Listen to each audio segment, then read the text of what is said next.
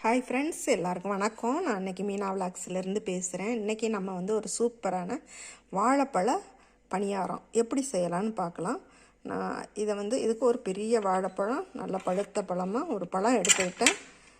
இதை நம்ம உரித்து பொடியாக கட் பண்ணி எடுத்துக்கலாம். ரவா வச்சுருக்கேன், சுகர் வச்சுருக்கேன், நெய் வச்சுருக்கேன், ஏலக்காய் பவுட்ரு எல்லாமே இருக்குது. நம்ம இதை இந்த வாழைப்பழத்தை பொடியாக நம்ம கட் பண்ணி எடுத்துக்கலாம். வாங்க வீடியோக்குள்ளே போகலாம். இப்போ நம்ம ஒரு பழத்தை நம்ம உரித்து வச்சாச்சு. இதை கொஞ்சம் பொடியாக கட் பண்ணிக்கலாம், சின்ன சின்ன பொடி பொடியாக.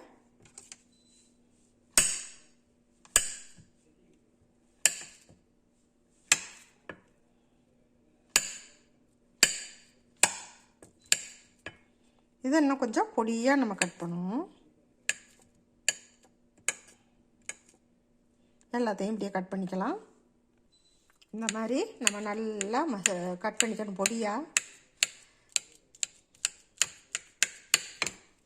போதும். இப்போ இதில் இந்த ஒரு பேனில் ஒரு 3/4 டீஸ்பூன் நெய் சேர்த்துக்கலாம்.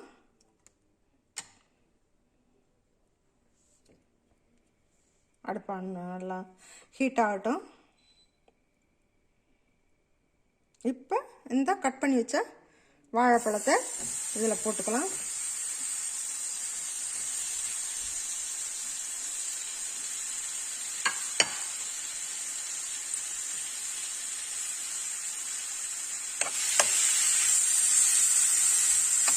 இது நல்லா வதக்கலாம்.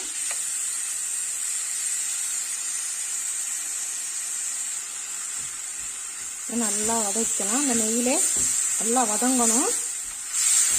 அடுப்பை கொஞ்சம் குறைச்சி வச்சுக்கலாம்.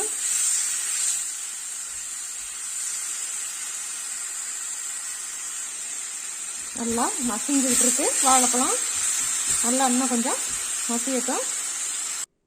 இந்த 3 பாதாம் பருப்பு இதில் இருக்குது. இது நான் அது மறைவாக இருந்தது தெரியல. இப்போ இந்த 3 பருப்பையும் இதில் உடச்சி அதில் சேர்த்துக்கலாம். இந்த மாதிரி உடச்சி வச்சாச்சு, இது இருக்கட்டும். இப்போ வாழைப்பழம் நல்லா மசிஞ்சிருச்சு. இந்த அளவுக்கு இருந்தால் போதும். இதில் இப்போ நம்ம ரவா சேர்க்கணும். 1 2 3 4 ஸ்பூன் ரவா நம்ம சேர்த்துக்கலாம்.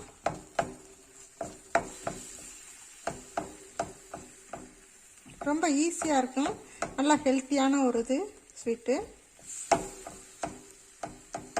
நீங்கள் வேணும்னா கூட்டிக்கலாம். நான் கணக்காக வச்சுருக்கேன். ஒரு பழத்துக்கு இந்த அளவுக்கு. நீங்கள் கூட குறைய வேணும்னா கூட்டிக்கலாம். வெந்துக்கிட்டு இருக்கு. இப்போ இதில் ஒரு 1/4 கப்பு அளவுக்கு, ஒரு கைப்பிடி, நம்ம இந்த இதில் ஒரு கைப்பிடி, ஒரு 1/4 கப்பு நம்ம எடுத்து வச்சுருக்கேன் தேங்காய் பூ. அதோட ஒரு 50 மில்லி பால் சேர்த்துக்கலாம்.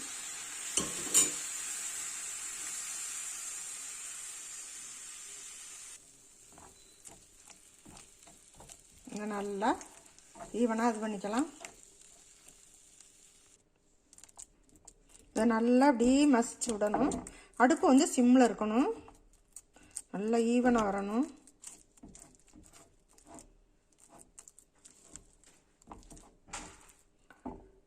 இப்போ இதில் ஒரு பிஞ்சு சால்ட்டு சேர்த்துக்கலாம்.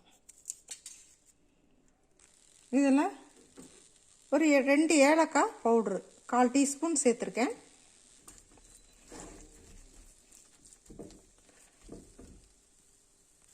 இப்போ இதில் 2 ஸ்பூன் ஜீனி சேர்த்துக்கலாம். ரொம்ப ஈஸியானது, அவ்வளோ ஹெல்த்தியானது. இது ரொம்ப ஈஸியாக பிள்ளைங்க சட்டுன்னு ஒரு ஸ்வீட் வேணும் செய்யணும்னு தோணுன்னா இந்த மாதிரி நம்ம அது செஞ்சுக்கலாம். இது கொஞ்சம் மெல்ட் ஆகட்டும். இதில் 3 பாதாமை உடச்சி வச்சுருக்கிறத இதில் சேர்த்துக்கலாம். இதெல்லாம் ஃப்ரை பண்ணணுங்கிறதுல நம்ம சும்மாவே பச்சையாக போட்டுக்கலாம். இப்போ நல்லா நமக்கு கெட்டியாக வந்துருச்சு. இது கொஞ்சம் நேரம் எடுத்து ஆற வைப்போம். ஆற வச்சுட்டு நம்ம அது எப்படி செய்யலாங்கிறத பார்ப்போம். இப்போ நமக்கு நல்லா பாருங்கள் கெட்டியாயிடுச்சு.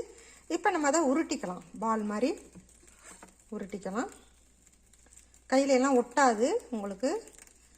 நம்ம கரெக்டான அளவில் போட்டோம்னா கரெக்டாக இருக்கும். பாருங்கள், இந்த மாதிரி உருட்டி வச்சுக்கலாம்.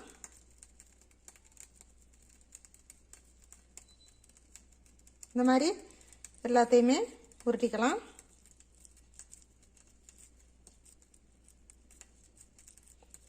நம்ம சும்மா சாதாரணமாகவே இறுக்கி அப்படி லைட்டாக இறுக்கி பிடிச்சா போதும், அது நல்லா இறுக்கமாக இருக்கும். இந்த மாதிரி நம்ம எல்லாத்தையும் உருட்டிக்கலாம். இப்போ நமக்கு உருண்டை உருட்டி வச்சாச்சு. இப்போ நம்ம அதை வந்து ஃப்ரை பண்ணலாம். இப்போ இதுக்கு வந்து ஒரு ஸ்பூன் நெய் சேர்த்துக்கலாம். காயட்டும். எல்லா பக்கமும் நம்ம பரப்பி விடலாம். இப்போ இந்த உருட்டி வச்சுருக்க அந்த பாலை எடுத்து இதில் போட்டுக்கலாம்.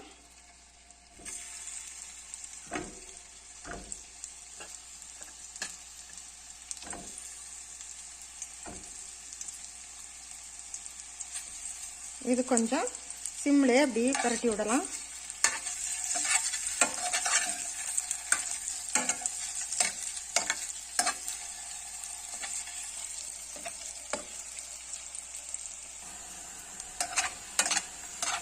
இப்படி பரட்டி விடணும், வேகட்டும்.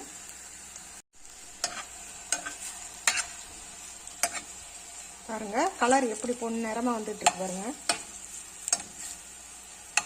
இதுக்கு ரொம்ப எண்ணெயும் சேர்த்துக்கலாம், நெய்யும் சேர்த்துக்கலாம். நான் ஒரு ஸ்பூன் நெய் தான் அதில் முதல்ல வதக்கையில் போட்டேன். இப்போ ஒரு ஸ்பூன் போட்டுக்கேன், அவ்வளோதான். ரொம்ப ஹெல்த்தியானது, பிள்ளைங்களுக்கு நம்ம கொடுக்கலாம் இது நல்லா.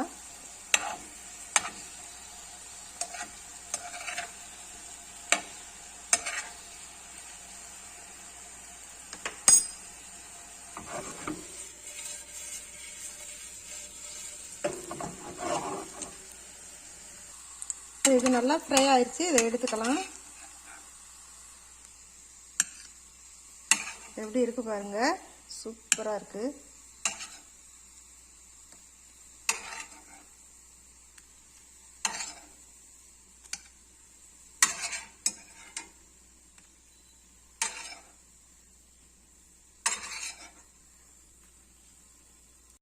வாங்க, இப்போ நம்ம வாழைப்பழ பணியாரம் செஞ்சு வச்சாச்சு. இதே மாதிரி நீங்களும் செஞ்சு பாருங்கள். உங்கள் ஃப்ரெண்ட்ஸுக்கெல்லாம் ஷேர் பண்ணுங்கள்.